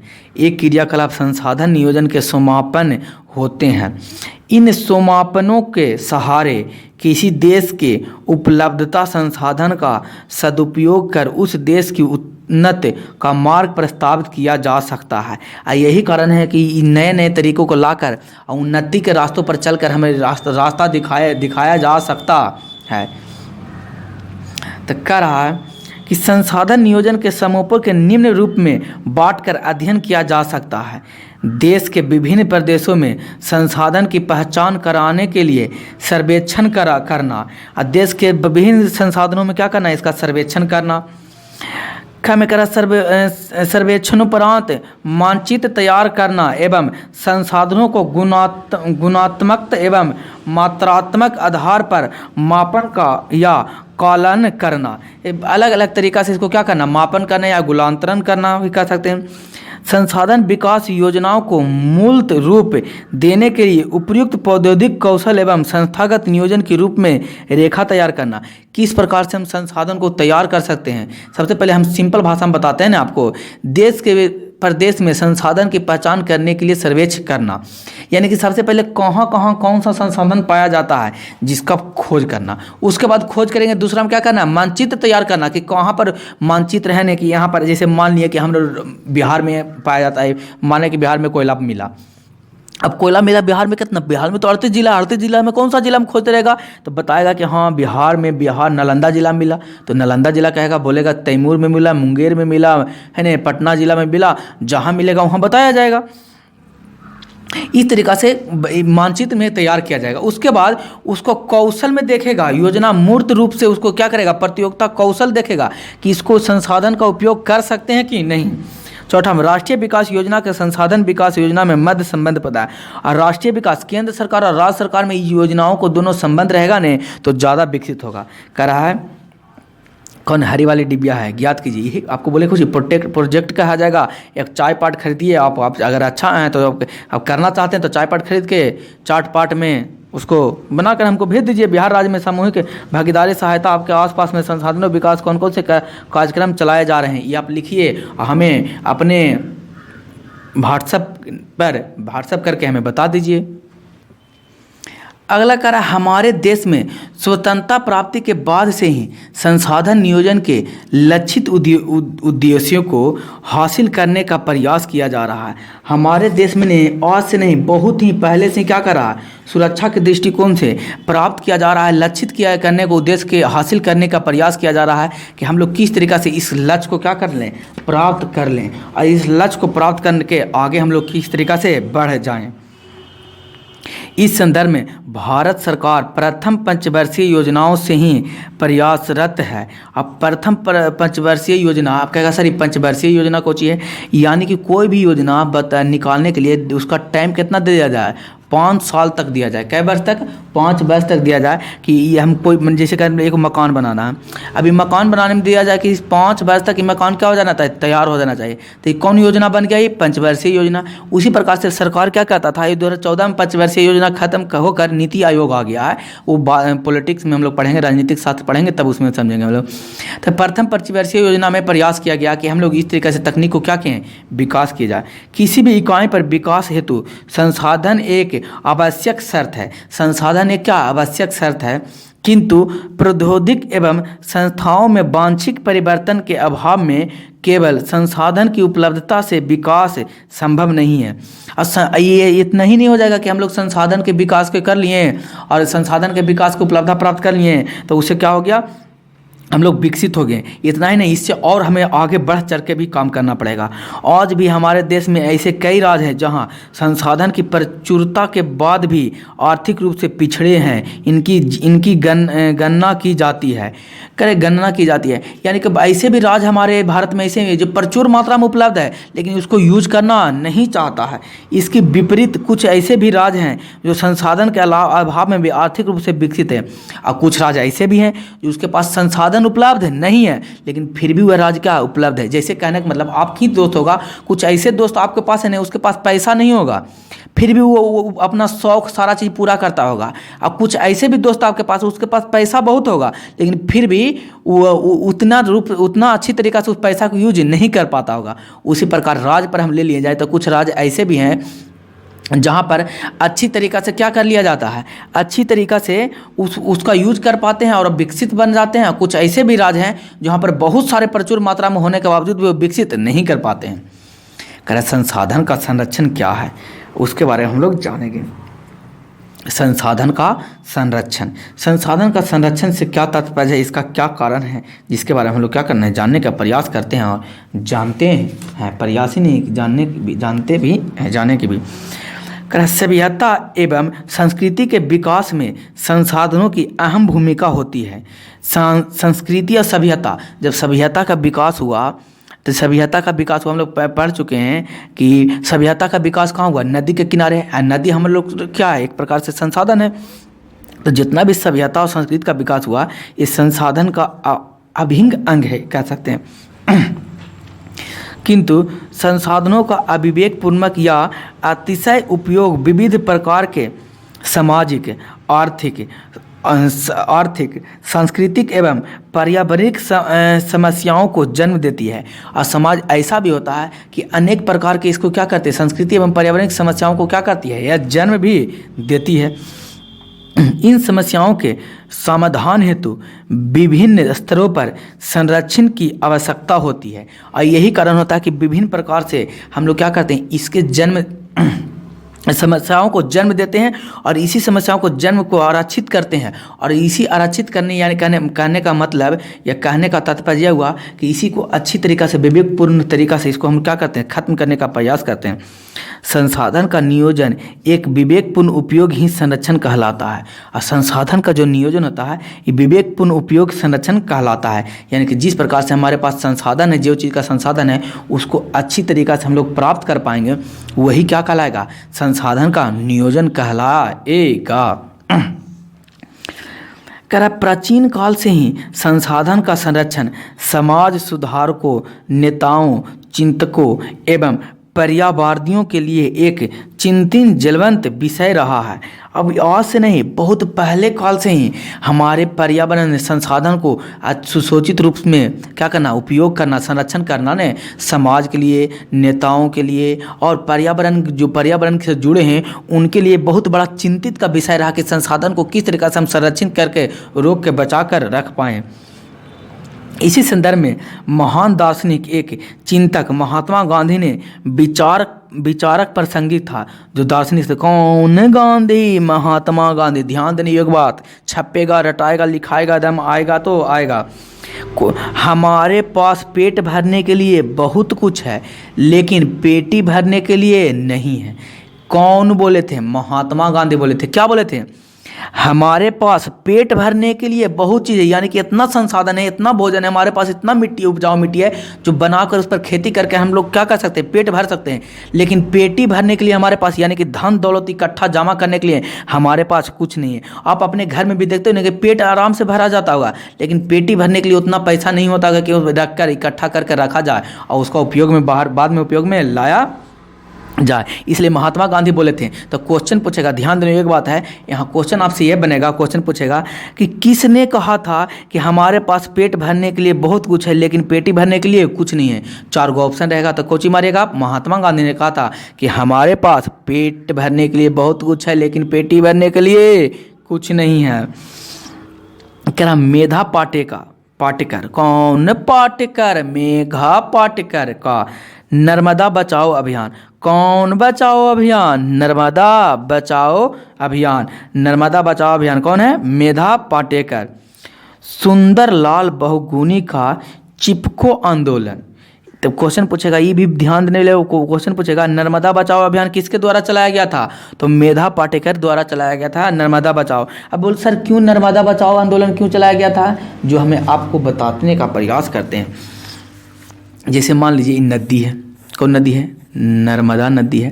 और नर्मदा नदी में पानी जा रहा है, इसमें बड़े बड़े शहरों का पानी, नाली वाला पानी, फैक्ट्री वाला पानी, गंदगी पानी नदी में क्या हो रहा है, जा रहा है। जिससे ये नदी, जो नर्मदा नदी है, जो क्या हो रहा है, प्रदूषित होते जा रहा है। कौन दूषित, प्रदूषित। इसी समय मेघा पाटेकर ने आया और कहा ये नर्मदा को बचाओ। नहीं नर्मदा को बचाया गया ने तो ये पानी क्या है, इतना विषैला हो जाएगा कि नदी नहीं क्या बन के रह जाएगा, नाला बन के रह जाएगा। और जब ये नाला बन के रह जाएगा ने तो इसके लिए कोई काम, ये नदी का आपकी अस्तित्व में क्या हो जाएगा, खत्म हो जाएगा। इसके बसे शहर, गाँव और खेत में जो सिंचाई होता है इस नदी के द्वारा, ये भी क्या हो जाएगा, खत्म हो जाएगा। ये किसने बोला था, नर्मदा मेघा पाटेकर ने इसलिए कौन सी चलाया, नर्मदा बचाओ आंदोलन चला। सुंदरलाल बहुगुण, कौन बहुगुण, सुंदरलाल बहुगुण। चिपको आंदोलन, कौन आंदोलन चलाए हैं, चिपको आंदोलन। अब कहेगा सर ये चिपको आंदोलन क्या है, वहाँ पर बताते हैं। चिपको आंदोलन में क्या था, वहाँ पर पेड़ काटा जा रहा था। क्या काटा, जैसे पेड़ था, अब बहुत बड़े बड़े वृक्ष हुआ करते थे, अब वृक्ष हुआ था चलते करते थे तो ये पेड़ काटा जाता था। अब आपके दिमाग में समय में आएगा कि सर ये पेड़ कौन काटता था, हम कि पेड़ काटवाएगा कौन, सरकार कटवाएगा। तो वो सरकार पेड़ काट के क्या करेगा, हम कि सरकार पेड़ काटेगा इसलिए क्या बनाने के लिए, रोड बनाने के लिए, रेलवे ट्रैक बनाने के लिए, हवाई जहाज कुछ हवाई अड्डा बनाने के लिए, क्या बनाएगा, बनाने के लिए ज़मीन पर क्या करना है, ज़मीन पर जो पेड़ है रास्ते में आएगा उसको तो कटवाना पड़ेगा। जब ये पेड़ कटवाने पड़ा तो यही थे सुंदरलाल बहुगुणी जो थे, सुंदरलाल बहुगुणी जो थे, ये पेड़ में क्या करते थे ने, चिपक जाते थे। जौन पेड़ को काटने जाता था ये पेड़ में जाकर इसको कस के इसे धर लेते थे, दिख रहा होगा, ये पेड़ को इसे धर लेते थे। अब पेड़ को जब इन लोग धर लेते थे ना, अकेले जाके बचाते थे, इसको देख के बहुत सारे लोग इनके साथ जुड़ गए। और जब पेड़ कटाई होने लगे ना तो जाके पेड़ में क्या कर जाते थे, चिपक जाते थे। तो आप ही बताइए कितनों भी इंसान रहेगा तो वहाँ पर काटे हुए तो क्या वो आदमी को काट देगा, आदमी को साथे काट देगा, नहीं काटेगा, वो मना कर देगा काटने वाले पेड़। हम मना कर देगा तो ये मना करेगा किसको, ठेकेदार को मना करेगा कि ठेकेदार यहाँ पर काटने नहीं दे रहा। ठेकेदार ऊपर सरकार को बोलेगा और सरकार का यानी कि इसके आवाज़ कहाँ पहुँच गया, सरकार के पास पहुँच गया कि क्या हो कर रहा। चिपको आंदोलन, पेड़ को कटाने से रोकने के लिए कौन आंदोलन चलाया गया था, चिपको आंदोलन चलाया गया था। उम्मीद है आपको समझ में आ रहा होगा। किसके द्वारा चिपको आंदोलन चलाया गया था, तो सुंदरलाल बहुगुणी द्वारा चिपको आंदोलन चलाया गया होगा। एवं संदीप पांडे द्वारा वर्षा जल संचय एवं कृषि भूमि का विस्तार संसाधन संरक्षण दिशा में अत्यंत सराहनीय कदम रहा। और संदीप पांडे कौन, पांडे संदीप पांडे, कौन संचय, वर्षा जल संचय। यानी वर्षा जल संचय का मतलब क्या हुआ सर, तो वर्षा जल संचय का मतलब समझ लिए कि इस प्रकार से कहने का तात्पर्य यह हुआ, कहने का मतलब यह हुआ, कहने का अर्थ यह हुआ कि ये छत है और आपको छत में देखते होंगे बरसात में एक छज्जा होगा, छज्जा में जो एगो पाइप लगा दिया गया होगा। अब जब बरसात हुआ तो इसमें पानी पड़ा, ये सारा पानी पाइप द्वारा नीचे चला गया, नाला में चल गया। और यह कहते थे ना कि इसको गड्ढा खन के कंपोस्ट करके इसी में पानी चला जाएगा, तो पानी क्या हो जाएगा, भर जाएगा, इसी में इकट्ठा होगा। और धीरे धीरे क्या हो जाएगा, रिस के नीचे चल जाएगा, तो कौन बन जाएगा, भूमिगत जल बन जाएगा। अभी भूमिगत जल बनाएंगे और आपको पास अगर यहाँ पर पाइप है या चापाकल या मोटर गड़ाए हुए हैं तो यही पानी का आप क्या कर सकते हैं, फिल्टर करके यूज कर सकते हैं। इसीलिए इन्होंने संदीप पांडे ने वर्षा जल संचय का पर बहुत बड़ा काम किए थे। उम्मीद है आपको समझ में आता होगा। अगर आपको नहीं समझ में आता, किसी प्रकार से भी प्रॉब्लम, दिक्कत, समस्या, परेशानी और तकलीफ है तो नीचे जरूर कमेंट बॉक्स में लिख के बताइए, हम आपके तुरंत सेवा में हाजिर रहेंगे। तो कह रहा कि गांधी जी जैसे कई चिंतकों का मानना है कि मानव का स्वार्थिक और लालची प्रवृत्ति तथा आधुनिक तकनीक को शोषणात्मक क्रियाकलाप सांसनों को तीव्र हार्स के लिए मंजूर कर दिया है। अब मानव में बहुत जो यूज कर रहा है, तो मानव इसका जो यूज कर रहा है बहुत सराहनीय काम से यूज कर रहा है। यानी कि कहने का मतलब इतने तोड़ मरोड़ के यूज कर रहा है, जो हार्स कर रहा है, जो इसको एकदम खत्म ही करना चाह रहा है। क्या करना चाह रहा है, खत्म, कौन, मानव के द्वारा मजबूर कर देता है। गांधी जी मशीन द्वारा उत्पादन के घोर विरोध करते थे। जो मशीन द्वारा उत्पादन होता था गांधी इसको क्या करते थे, विरोध करते थे। अब कहेगा सर गांधी जी क्यों विरोध करते थे, मशीन द्वारा करता होता तो बहुत अच्छी बात है, क्यों विरोध करते थे, जो भी आपको हम बताते हैं। मान लीजिए ये फैक्ट्री है, ये फैक्ट्री में क्या है, पहले मशीन नहीं है, कपड़ा सिलाई वाला है, तो इसमें कपड़ा सिलाई वाला है, तो इसमें 10 लेबर खट रहे थे, कितने, 10 लेबर, और 10 मजदूर इसमें काम कर रहे थे। तो 10 का परिवार अच्छा से चल रहा था, 10 के फैमिली घर बार अच्छा से चल रहा था। और ये क्या कर रहा था, आराम से सारा चीज़ पढ़ाई लिखाई हो रहा था, दुकान से सारा सामान खरीद के अपने परिवार को पालन पोषण हो रहा था। अब इसमें क्या कर दिया, नए टेक्नोलॉजी वाला आ गया कि ऐसा मशीन आ गया इसमें खाली कपड़ा डालो और सिल साल के बाहर निकलेगा। यानी कि ज़्यादा ज़्यादा एक आदमी या दो आदमी का रहेगा, सरियाने के लिए ज़रूरत पड़ेगा, और डालने वाला यानी दो आदमी का ज़रूरत पड़ेगा, एगो डालना वाला है, एगो सरिया के निकालना, बस दो आदमी का काम है। यानी कि अभी जब मशीन लगा दिया जाए, कितने आदमी बेरोजगार हो गए। पहले जब मशीन नहीं था कई आदमी काम कर रहे थे, 10 मजदूर काम कर रहे थे। अब कितने मजदूर, 2 मजदूर, और 8 मजदूर को क्या कर दिया जाएगा, निकाल दिया जाएगा। यानी 8 मजदूर क्या हो गए, बेरोजगार हो गए। ये 8 मजदूर को क्या चल रहा था, फैमिली में भी प्रॉब्लम हो गया। अब ये जो दुकान से यानी धीरे धीरे गरीब होते चल जाएगा। आई जो दुकान से लाते थे सौदा सामान, उस दुकान से भी कम सामान लाएंगे या उधार लाएंगे तो कर्ज में डूब जाएंगे, यानी इन पर असर पड़ जाएगा। अब ऐसे से एक फैक्ट्री नहीं, तो हम छोटा सा आंकड़ा बताएं आपको, बहुत बड़े आंकड़े में बहुत सारे फैक्ट्रियों में ऐसा होता था। यानी कि धीरे धीरे मशीनीकरण होने से क्या कोची हो जाएगा, बेरोजगारी बढ़ेगा। क्या बढ़ेगा, बेरोजगारी बढ़ेगा। इसीलिए गांधी जी मशीनी का क्या करते थे, धूर्त विरोध क्या करते थे, घोर विरोध करते थे। कौन, उम्मीद है आपको समझ में आएगा क्यों मशीन को विरोध करते थे। बड़े जन समुदाय द्वारा उत्पादन के उत्पन्न के समर्थन से जिसके एक बड़ी आबादी को बेरोजगारी जैसे समाप्ति को बढ़ावा कोड़ से बचाया जा सकता है। इसलिए कहते थे कि बेरोजगारी से क्या हो, बच जाए। ये तो मशीनीकरण बढ़ेगा, बेरोजगारी बढ़ते चला जाएगा। उनका मानना था कि प्रकृति में श्रमिक में कच्चा दस्ता के विकास में वृद्धि होगी और साधनों में विदोहन पर भी विराम लग जाएगा। यानी साधन को ज़्यादा जो दोहन करेगा, मशीन में कपड़ा का दोहन ज़्यादा होगा क्योंकि जल्दी जल्दी बना देगा, मनुष्य धीरे धीरे आसान से बनाता था। इसलिए गांधी जी घोर विरोध करते थे मशीनीकरण को। अब क्वेश्चन पूछेगा कि कौन सा जो ऐसा शासक जो था, जो चिंतक था, सामाजिक सेवा था, जो मशीन को विरोध करता था गांधी जी। क्या आप जानते हैं, मानक एवं तकनीक के शोषणत दोहन प्राकृतिक डाकुओं का अर्थव्यवस्था कहा जाता है। यानी कि मानव द्वारा जो शोषण करता है वस्तुओं को, किसका व्यवस्था, डाकुओं का अर्थव्यवस्था कहा जाता है। यानी कि एकदम घोर, जैसे आप भी कोई चीज़ प्राकृतिक पानी का यूज करते होंगे, एकदम पूर्ण रूप से बर्बाद हो रहा है। 1 गिलास पानी का यूज है तो 10 गिलास यूज कर रहे होंगे, 5 गिलास बिक रहे होंगे, मोटर चल रहा है, मोटर से टंकी से पानी गिर रहा है। यानी कि यूज कम बर्बादी ज़्यादा। यानी कि डाकू इस तरीके से आते हैं जैसे लूटते हैं, उसी प्रकार से आप लूटना चाहते हैं। इसलिए मानव का जो तकनीकी जो होता है विरोध अर्थ, वो क्या कहलाता है, डाकुओं का अर्थव्यवस्था कहलाता है। ध्यान देने योग्य बात है, स्टार वाला पॉइंट है। साधन के संरक्षण हेतु अंतर्राष्ट्रीय स्तर पर अनेक सम्मेलन हुए हैं। संसाधन के संरक्षण हेतु अंतर्राष्ट्रीय स्तर पर बहुत सारे क्या हुए हैं, सम्मेलन हुए हैं। सब प्रथम 1968 ईस्वी में क्लब ऑफ रोम ने इसकी वकालत की थी। सन 1968 ईस्वी में क्लब ऑफ रोम ने, किसने, क्लब ऑफ रोम ने इसकी वकालत की थी। 1974 ईस्वी में सुमेश्वर की पुस्तक स्मॉल इज ब्यूटीफुल में इसकी संबंधित गांधी जी के विचार प्रकाशित किए गए थे। किस में, आंदोलन में। कौन सा आंदोलन में, नर्मदा बचाओ आंदोलन और चिपको बचाओ आंदोलन में गांधी जी द्वारा मशीनरी के विरोध किए थे। तो आप हम नीचे कमेंट बॉक्स में लिख सकते हैं कि नर्मदा बचाओ आंदोलन के जो मुख्य किनके द्वारा यह सुचालित किया गया था, और चिपको आंदोलन हमें नीचे कमेंट बॉक्स में लिख के जल्दी बताइएगा। फिर करा अगला, ब्रंटलैंड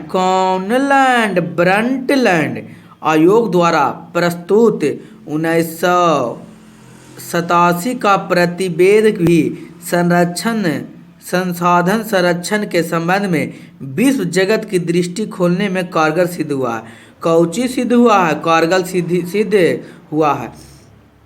जो ब्रंटलैंड आयोग है 1987 में क्या आया, संसाधन संरक्षण लाया, जिसमें पूरे विश्व के पोल खोलकर यह क्या कर दिया, रख दिया। इसमें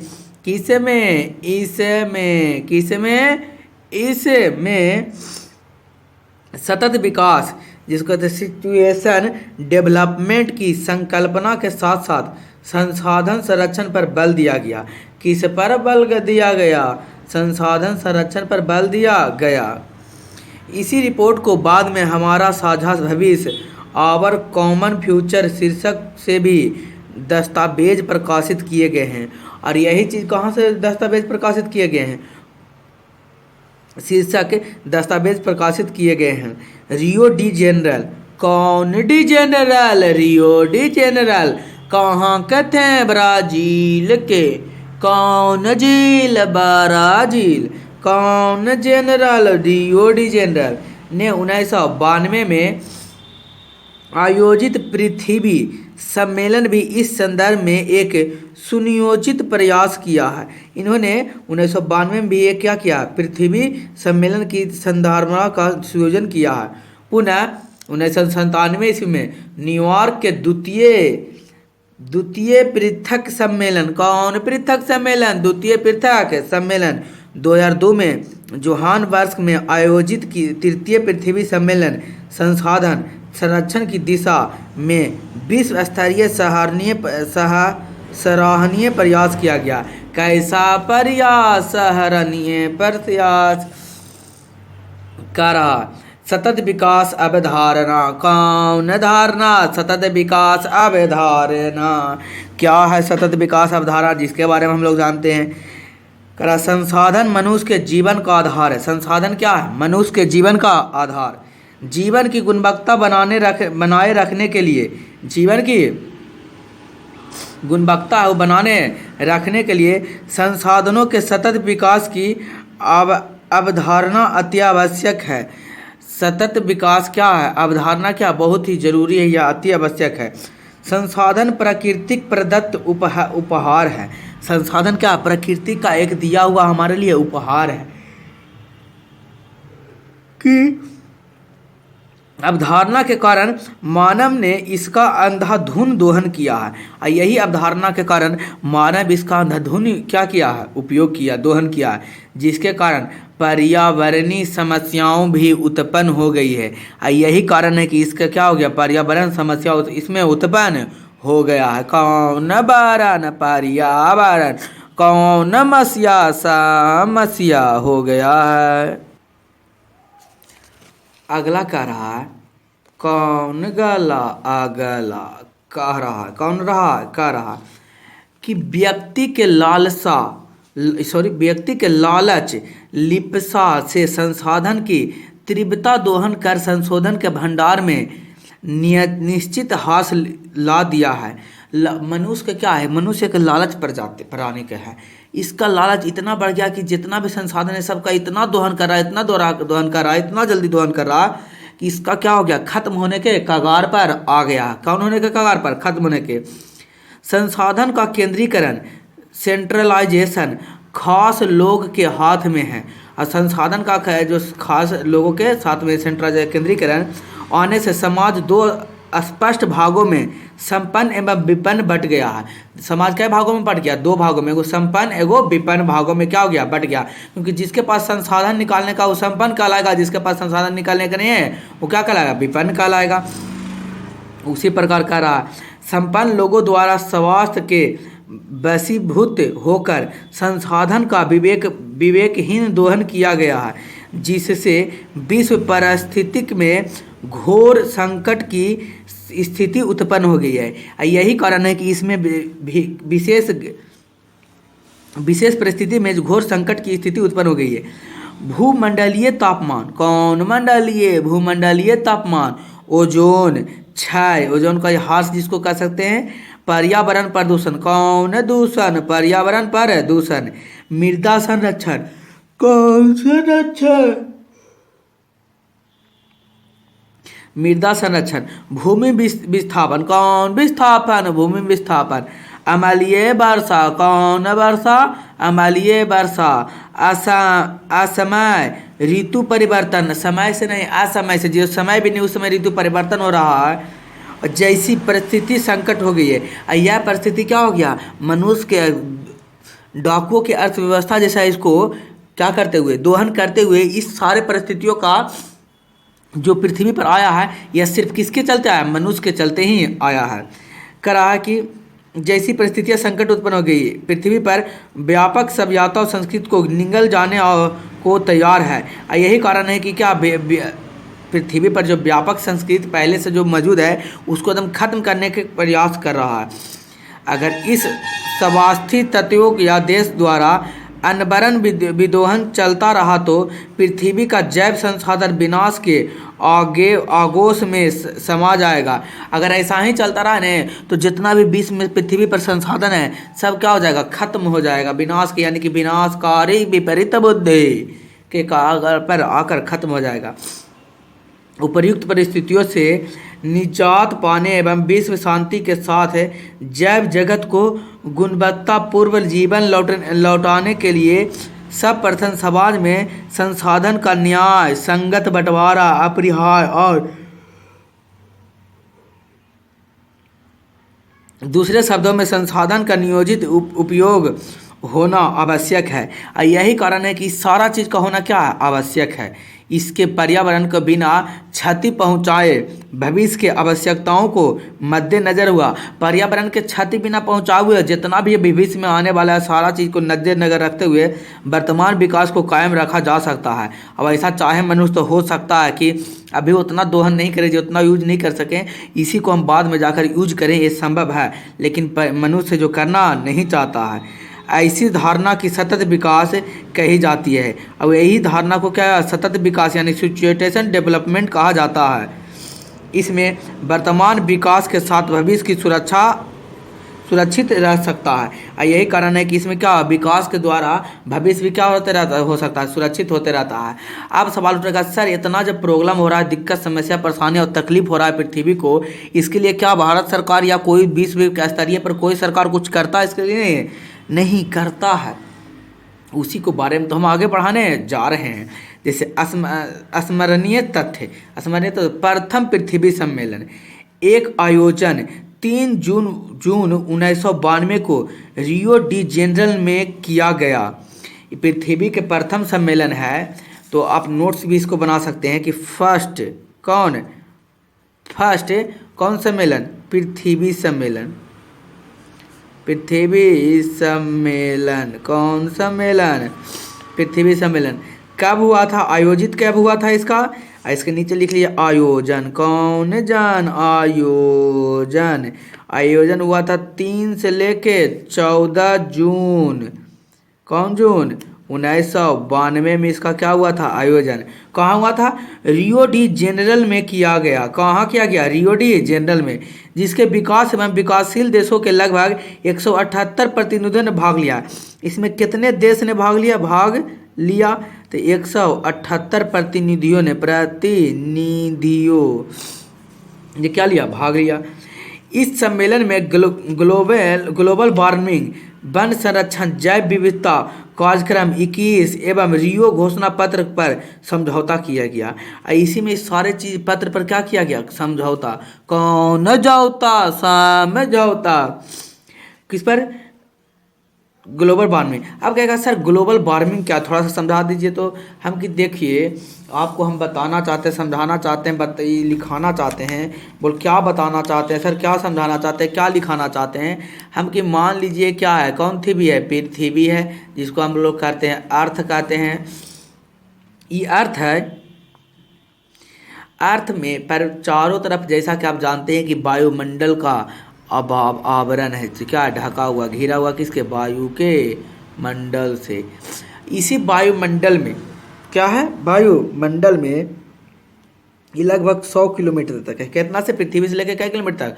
100 किलोमीटर तक वायु पाया जाता है, इसलिए वायुमंडल कहलाता है। इसमें हम कार्बन के बारे में जान लेते हैं। कार्बन डाइऑक्साइड गैस है, CO2 जो है कार्बन डाइऑक्साइड गैस है। ये क्या करता है? ऊष्मा का शोषक है, यानी कि इस पर जब किरण पड़ेगा ने तो इसमें उसका ऊष्मा को क्या कर लेगा? सोख लेगा। यानी सोखने के बाद क्या हो जाएगा? गर्म हो जाएगा। तो पृथ्वी पर हम लोग जानते हैं कि प्रदूषण हम लोग क्या कर दिए? बहुत ज़्यादा प्रदूषण कर दिए पृथ्वी पर। प्रदूषण करने का मतलब कार्बन डाइऑक्साइड की मात्रा भी क्या है? बहुत ही अत्यधिक है। और जब इसका मात्रा अत्यधिक है तब क्या हुआ? जब यहाँ पर प्रदूषण किरणें पड़ेगा तो सूर्य के किरणें, प्रकाश की किरण आया, इतना कार्बन डाइऑक्साइड फैला हुआ घनी आबादी में कि इसको अंदर तो आने देगा, लेकिन जब टकरा कर पृथ्वी से बाहर जाएगा तो इसको बाहर जाने नहीं देगा, रोक के रख लेगा। कौन करके रख लेगा? रोक के रख लेगा। अब जब पृथ्वी के उस ऊष्मा को, इस किरण को रोक के रख लेगा तो इसका तापमान क्या हो जाएगा? इसका टेम्परेचर बढ़ जाएगा। टेम्परेचर जैसा ही इसका बढ़ जाएगा तो पृथ्वी पर गर्मी बढ़ जाएगा। गर्मी बढ़ जाएगा, गर्मी को ही क्या कहते हैं? वार्मिंग कहते हैं। क्या कहते हैं? वार्मिंग। तो पूरे पृथ्वी के लिए कि एक के लिए? पूरे पृथ्वी के लिए। तो ये क्या कहलाएगा? Global warming. उम्मीद है आपको समझ में आया होगा। कौन वार्मिंग? Global warming. तो इसी प्रकार से क्या ग्लोबल वार्मिंग, वन संरक्षण, जैव विविधता कार्यक्रम पर इस सब पर क्या किया गया? हस्तक्षेप किया गया, इसके बारे में चर्चा हुआ कि इसके किस तरीक़ा से इसे क्या किया जा सकता है, बचाया जा सकता है। इसी में हुआ 21 एजेंडा 21, जिसको कहते हैं कार्यक्रम 21 कार्यक्रम क्या है जिसके बारे में हम लोग जानते हैं। संयुक्त राष्ट्र पर्यावरण विकास, इसको UNCED कहते हैं, शॉर्ट में क्या बोलते हैं, UNCD, संयुक्त राष्ट्र पर्यावरण विकास के तत्वाधान में रियो डी जेनेरो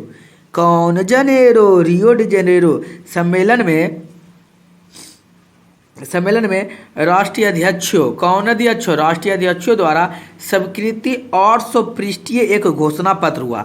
इस घोषणा पत्र में कहने का मतलब है कि सम्मेलन हुआ, सम्मेलन में 178 देश के प्रतिनिधि भाग लिए थे, तो उसमें भाग लिए थे तो उस पर कुछ समझौता हुआ था।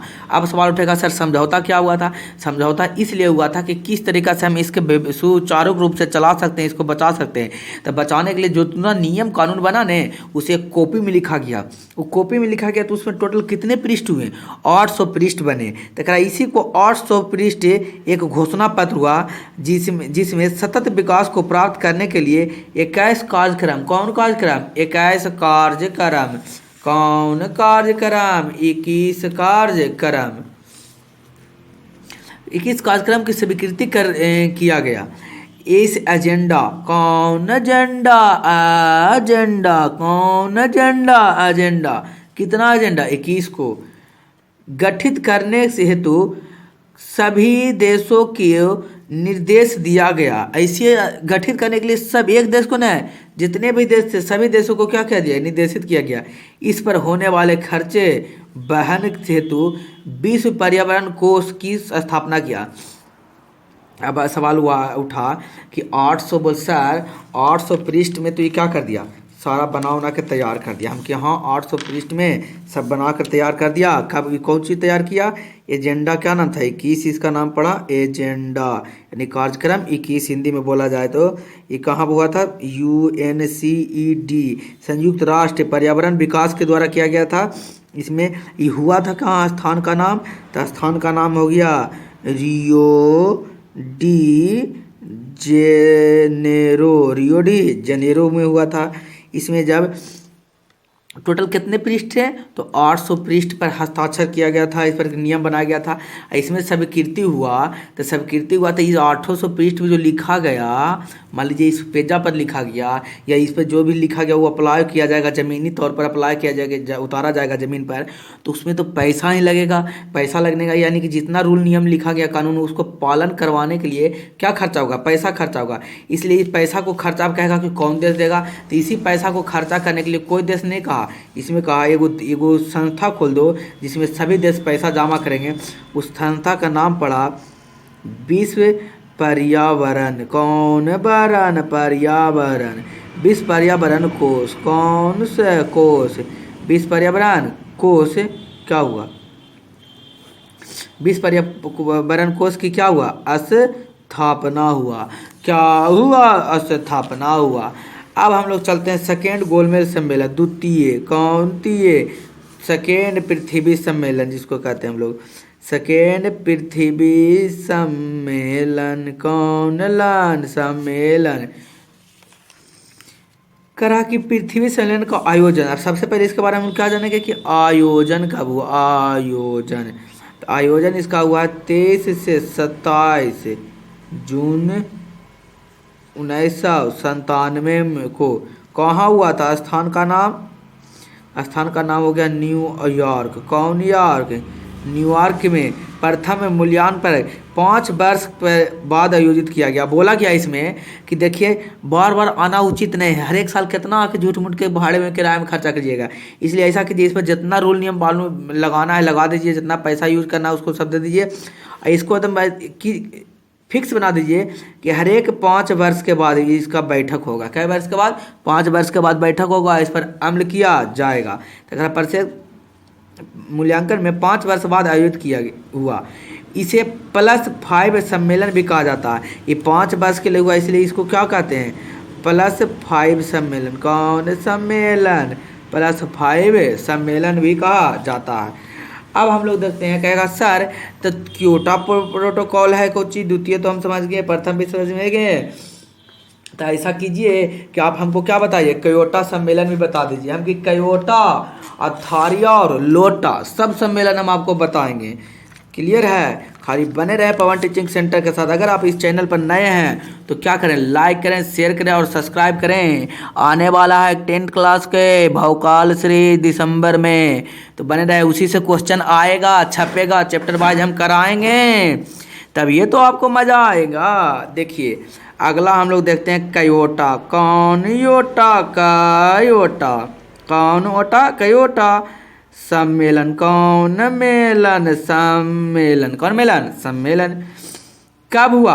दिसंबर 1947 में। क्योटो दिसंबर 1947 में। पृथ्वी को ग्लोबल वार्मिंग, अभी हम ग्लोबल वार्मिंग आपको समझाएं, ग्लोबल वार्मिंग से बचाने के लिए जापान के क्योटो सम्मेलन आयोजित किया गया। ये क्योटो कहाँ पड़ता है? कौन पान, जापान, कौन पान, जापान। तो क्योटो प्रोटोकॉल है जो कहाँ स्थित है? जापान में स्थित है। क्योटो कहाँ स्थित है? जापान में आयोजित किया गया। अब कहेगा सर आप तो बताएं कि बता दिए कि कब स्थापित किया, दिसंबर 1947 में हो या क्योटो सम्मेलन हुआ। क्योंकि क्योटो नाम इसलिए पड़ा क्योंकि जापान में जौन स्थान पर हुआ था क्योटो नाम था उसका, इसलिए इसको किस नाम से जाना जाता है? क्योटो सम्मेलन के नाम से जाना जाता है। तो अच्छा ये बताइए कि इसमें कितने सदस्य भाग लिए? तो हम कहें कि इसमें टोटल भाग लिए जो आयोजन में 159 देश, कै देश? 159 देश, कै देश? 159 देश भाग में, देशों में भाग लिया। इसमें 6 गैस थे, उसको प्रमुख पर रखा गया। कितने गैस? 6 गैस प्रमुख पर रखा गया। कौन कौन? 6 गैस थे। 6 वो गैस का नाम था, पहला गैस कार्बन डाइऑक्साइड, दूसरा गैस का नाम था मीथेन, कौन थेन, मीथेन, तीसरा नाइट्रोजन ऑक्साइड, चौथा HFC हाइड्रोफ्लोरोकार्बन एवं फ्लोरीन, कौन रीन, फ्लोरीन कार्बन। इस एवं कौन बम एवं हेक्सा, कौन सा? हेक्सा क्लोराइड, कौन राइड? Hexa chloride. करा कि क्योटो प्रोटोकॉल कहाँ हुआ है? मैंने दिसंबर 1947 में। कहाँ? तो कहाँ हुआ? जापान में। जापान के किस शहर में? क्योटो शहर में हुआ था, इसलिए नाम पड़ा इसका क्या? क्योटो सम्मेलन। इसमें कितने देश भाग लिए थे? 159 देश भाग लिए थे। पौधे 6 प्रकार के पौधे हैं। 6 प्रकार के क्या हैं? पौधे हैं, सॉरी पौधे नहीं, 6 प्रकार के गैस हैं। ये गैस का नाम, पहला गैस क्या? कार्बन डाइऑक्साइड, दूसरा मीथेन, तीसरा नाइट्रोजन ऑक्साइड, चौथा हाइड्रोफ्लोरोकार्बन, पांचवा है फ्लोरीन कार्बन एवं छठा है हेक्सा क्लोराइड। इस सभी गैस को क्या दिया गया? ग्लोबल वार्मिंग के लिए उत्तरदायित्व दिया गया। आप अगर आपके घर में कूलर होगा, सॉरी फ्रिज होगा, तो उसमें देखिए FC CFC होता होगा। क्लोरोफ्लोरोकार्बन पीछे देखेगा नीचे में वो टंकी जैसा बना रहेगा, और टंकी में CFC रहेगा, क्लोरोफ्लोरोकार्बन रहता है, गैस रहता है। अगर टैंकिन को उलटिएगा नहीं तो क्लोरोफ्लोरोकार्बन निकल जाएगा। ये क्या बहुत ही नुकसानदेह है। इससे क्या हो जाता है? ओजोन परत में क्या हो जाता है? छेद हो जाता है, जिससे कैंसर बीमारी होते हैं। कार्बन सल्फर हेक्सा का ग्लोबल वार्मिंग के लिए जिम्मेदार। ये सारा गैस किसके लिए जिम्मेदार है? ये सारा गैस है जो जिम्मेवार है ग्लोबल वार्मिंग। कौन वार्मिंग? दोस्तों थोड़ा सा मेरा सर्दी हो गया, इसलिए थोड़ा सा आवाज़ में भी भारीपन होगा, तो थोड़ा मैनेज कर सकते हैं। के लिए जिम्मेवार मानते हुए इसके उपयोग में कटौती पर सहमति बनी। जहाँ यूरोपियन संघ ग्रीन हाउस गैस के उत्सर्जन में 8% संयुक्त राज्य 8% सॉरी जिम्मेवार मानता है, इसमें उपयोग में कटौती सहमत बनी। जहां यूरोपियन संघ ग्रीन हाउस गैस के उत्सर्जन में 8% संयुक्त राज्य अमेरिका 7% तथा जापान 6% की कटौती में सहमत हुआ। इस मॉन्ट्रियल समझौता 1987 के विस्तार भी माना जा सकता है। इस सम्मेलन को विश्व पर्यावरण सम्मेलन या ग्रीन हाउस सम्मेलन के नाम से भी जाना जाता है। इसे ग्रीन हाउस सम्मेलन के नाम से भी जाना जाता है। अगला करा, अगला जो last point, last and fast है, अगला करा तृतीय पृथ्वी सम्मेलन।